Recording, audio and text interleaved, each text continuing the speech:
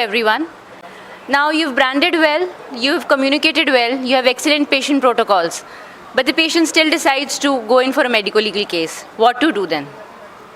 So my talk, I'll be covering what is negligence, what is indemnity insurance, how important is consent and documentation, and how to respond if, God forbid, you get a notice.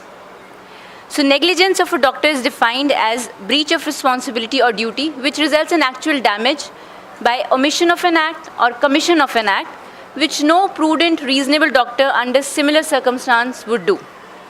So translating it to our practice, if there is a posterior capsular rent, that is not negligence. But failure to document it on a discharge summary, the patient is going around saying that a phaco with IOL has been done, develops a retinal detachment later on, that is negligence. A nucleus drop, mind you, is not negligence. But a written explanation of risks involved, the course and time of action, if you don't give that to the patient, that is gross negligence.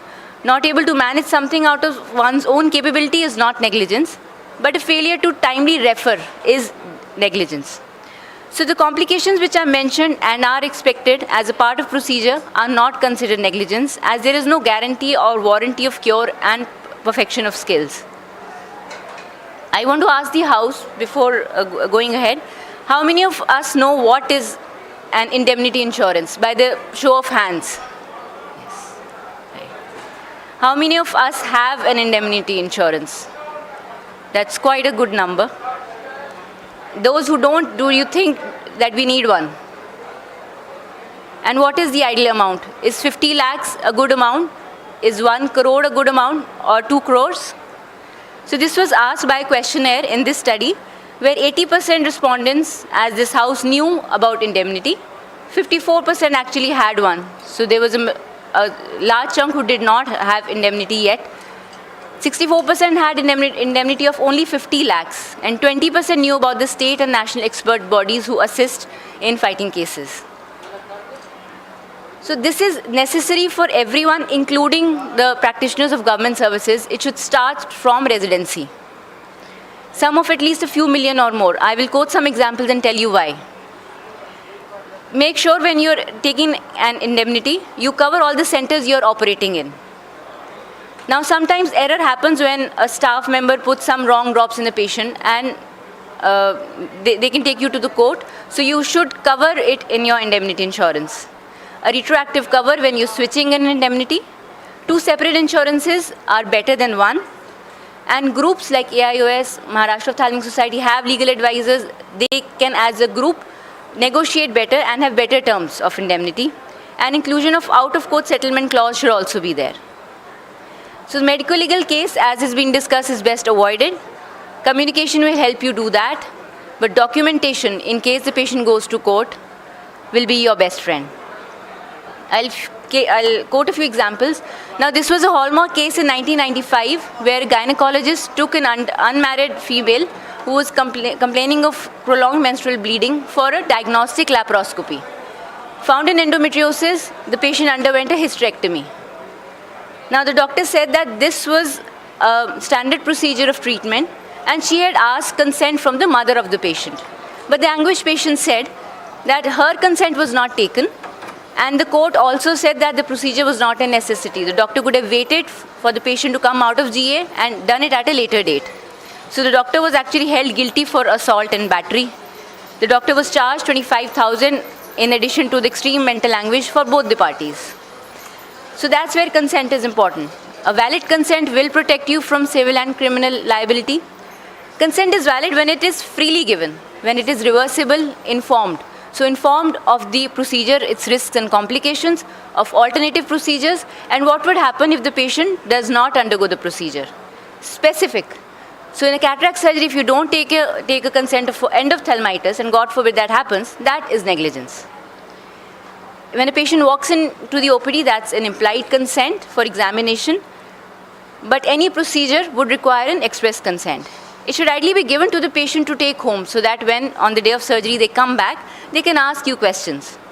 Who should be taking it? It's a direct contract between the doctor and the patient. Ideally, a doctor should be taking it. It's waived off in life-threatening emergencies, but it does not give immunity if negligence is proven. So I believe it's like salt. You cannot make food without salt. but a good salty, savory dish will not ensure that you don't have gastroenteritis. So another case where a post-pterygium excision surgery, MMC was reconstituted and given to the patient and asked to come back for 2 weeks. Patient came back after 4 months with loss of vision. Now the doctor had asked the patient to come back. There was no written documentation of the follow-up date, the next review. Though the doctor said that they had reconstituted only one vial, so it meant that patient had to come back, there was no written evidence. So the doctor was charged 50,000 rupees for that. Another grave case where a 29 weeks ROP baby in an ICU with supplemental oxygen went blind because no ROP screening was done. The doctor said that it was handwritten during the discharge, but the mother did not have any documents saying what ROP is, how important the retina exam is. There the doctor was charged 1.38 crores because the court said that the patient had to be compensated for the life years that was lost due to loss of vision. So documentation, as I said, is our best friend. What are important is history and examination, as already discussed. Any allergies, previous surgeries or trauma, any referral notes, even refusal of treatment, you should get it written from the patient and have that as a record. 94% of malpractice claims, mind you, are on surgeons. So extrapolating it to ophthalmology, we should document all our surgical details, complications, management, and any additional drugs used. A discharge card is another important medical legal document. It should clearly mention the danger sign when the patient has to report back and a number where a patient should contact you in case of any danger signs. Follow-up visits with dates. Certificates, we should always keep a copy with us of whatever medical legal certificates we issue. So mind you, what is said will not matter, what's documented will only matter. So that's why in Sharpsight we have an EMR, an easy medical system. You can have, there are many softwares available. It's always good to have a software system which can document it for you. This is how it looks like. So documenting the patient demographics, the examination findings, the diagnosis, and the drugs with dosages.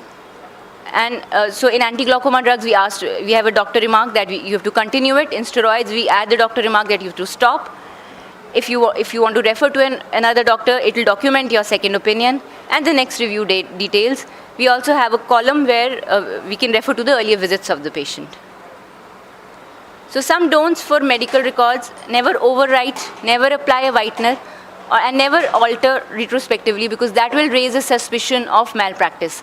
Always strike it off and sign it with your date and name. Do not leave spaces in between because that's a scope where something can be added.